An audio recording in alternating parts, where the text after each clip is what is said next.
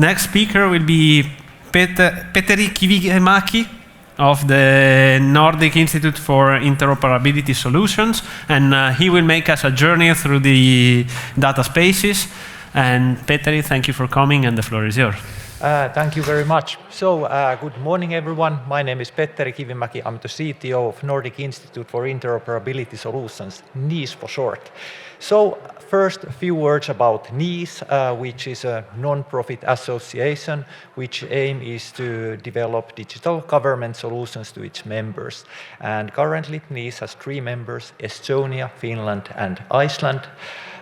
We have currently 2 main products, X-Road and Harmony e-Delivery Access, which are both open source solutions for secure data exchange between organizations.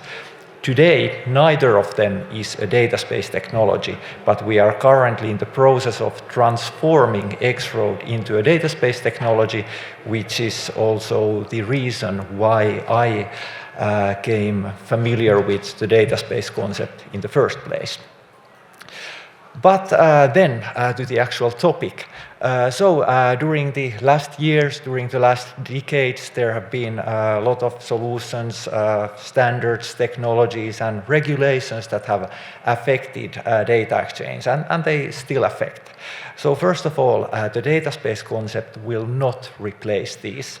Actually, the data space concept will provide a new way to use these technologies and combine them.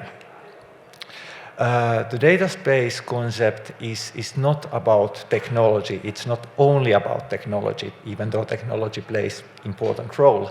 But the data space concept is more widely about interoperability. The European Interoperability Framework defines 4 layers of interoperability: organizational, legal, semantic, and technical. And the data space concept is about all of them.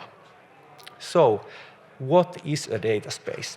Here you can see 4 different descriptions. And if you look from the internet, you can find even more different definitions. There are currently many ongoing initiatives and projects that are working on data spaces, and they all tend to have their own description. But the common factor between the different descriptions usually is that they all mention ecosystem, interoperability, and governance. So you could say that a data space is an interoperable ecosystem with a governance framework. But in a more detailed level, the data space concept is, first of all, supporting multiple use cases. So it's not something that's for some specific use case or business domain. It's generic. It can be applied to different business domains and different use cases. It's based on a distributed structure. However, it can contain some centralized elements too, but the main point is distribution. It's governed by a governance framework. It enables trusted data transactions between the participants, and it also enables data sovereignty. At the same time, it's not a data lake, a data warehouse, a new data exchange protocol, only a data platform, or only a technical solution to exchange data. Well, let's say that we have an existing data ecosystem with multiple organizations in it. And a group of organizations, they want to deepen the collaboration between them. So they kick off a data space initiative. First of all, of course, they need to have a use case or a business case. What kind of data they want to exchange and how the use case is being funded, so the business case. For example, to exchange electronic prescriptions. Then the organizations, they need to define the roles of different organizations, participating in the data space, rules and responsibilities, what kind of technical standards are going to be implemented in order to enable interoperability, and so on. Many other details as well. But the point is that all these details that they define, they form the governance framework of the data space. So kind of the playbook or the rule book. So the governance framework defines how the data space operates and what are the responsibilities of different parties. Then when implementing the actual data space, it actually means operationalizing the governance framework. So then you need to have organizations who assume different roles. For example, the governance authority is responsible for operating the data space. Then you have participants who provide and consume data and services. Besides that, you may have other kind of participants who provide shared services like service catalog, logging services, and so on. And last but not least, trust service providers, so organizations who verify the identity of other participants and issue credentials that the participants can use to prove who they are, and they can be used for authentication. And then, of course, when operationalizing the governance framework, you also need to set up the required infrastructure that is aligned with the technical specifications defined in the governance framework. And then you have a data space up and running initially. Usually the participants who participated in the definition phase are the first members, but quite often the governance framework allows other organizations to join the data space later. Then there are several different governance models. They can be governed centrally. The model can be federated, which means that there is more than one governance authority, or it can be truly a decentralized model. When you start to build a new data space, you don't need to start from scratch. There are already a lot of different kind of building blocks available. Those building blocks, they can be divided in two categories, so business and organizational building blocks and technical building blocks. So in this case, building blocks are not only open source components that you can deploy, but there are also building blocks regarding the development of the business model, the use case, and so on. So there is a lot of material available. Then when looking at the data space from more technical perspective, data space is based on a so-called four-corner model.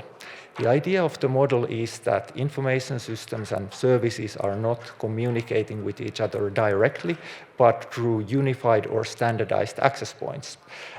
In these diagrams, the access point component is called the participant agent, but in general, when it comes to data spaces, it's called the data space connector.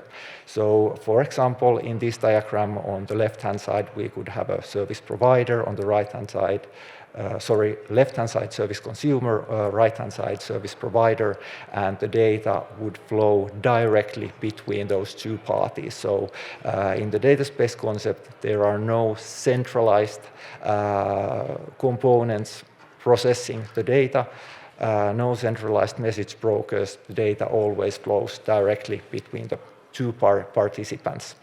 Of course, there can be centralized components as well, like service catalog, the database registry, and so on.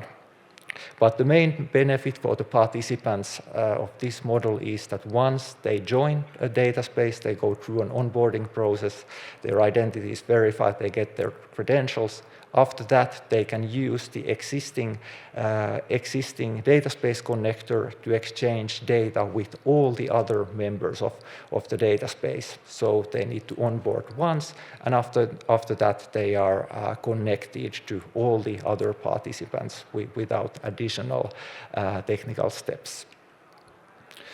Interoperability within the data space is obviously very important, and it's based on international standards and specifications. The standards can be European or international. They can also be different kind of ICT specifications or open source specifications. Some of the standards, they are data space specific, while others are common ICT standards that are just applied in the context of data spaces. Also, some of the standards are mature, already been around for years, while others are new and are just currently being developed. Then, when it comes to different kind of data space initiatives, they can be divided roughly into 3 different categories. So the first category is about the initiatives that are creating and defining the specifications and building blocks. So in this case, these data space initiatives, they are defining technical specifications, reference architectures, playbooks, and so on, so that other can use them and benefit from them. For example, if you are following data spaces, you might have heard about International Data Spaces Association, IDSA, Gaia-X, FIWARE, Big Data Value Association, and so on. These are all initiatives working on these specifications. Then the second category is about implementing building blocks based on these specifications. So, of course, it's not enough to have a set of specifications. You also need to have technical components that implement them and that are conformant to them. Because if everyone needs to implement their own components, well, it's not very efficient, and usually, the interoperability is not guaranteed like that either. So we definitely need open source components and why not proprietary and commercial components as well. So under this category, we have initiatives like Eclipse, data space components, Gaia-X, FIWARE, and yeah, by the way, the initiatives, they can be both. They can be creating the specifications and also then implementing them. Like you can see, for example, Gaia-X falls under both of the categories. Then the third category is the initiatives that are actually implementing data spaces, and the majority of data space initiatives falls under this category. There are also 2 subcategories, so the common European data spaces and then other data space initiatives. The common European data spaces, there are currently, I think, 14 of them, and they are data spaces in the areas that are strategically important for Europe. And the European Commission is supporting their implementation. There are 2 organizations, the European Data Innovation Board and the Data Spaces Support Center, that provide the support on a more practical level. And then also, when it comes to legislation, there are European regulations that are supporting the implementation of data spaces. For example, the Data Act and Data Governance Act. And it all derives from the European Strategy for Data, which was published in, I think, 2020. It provides a foundation for the common European data spaces, and then different regulations, they are supporting the implementation. But besides the common European data spaces, there's a bunch of other ongoing data space initiatives as well. The data space radar of the International Data Spaces Association lists around 150 ongoing data space initiatives. And they are only who have who have reported their existence to the radar. So probably there are even more of them. So the main difference between these initiatives and the common European data spaces is that the common European data spaces, they are supported by the European Commission. They are about areas strategically important for Europe, and then all the other data space initiatives, they fall under this category, which is a lot bigger and is increasing all the time. So this is it. I know a lot of stuff in a short time. Here I have collected some links for you. If you want to learn more, please check out these resources. And if you have questions or you want to just discuss data spaces or X-Road, don't hesitate to contact me. Thanks for listening.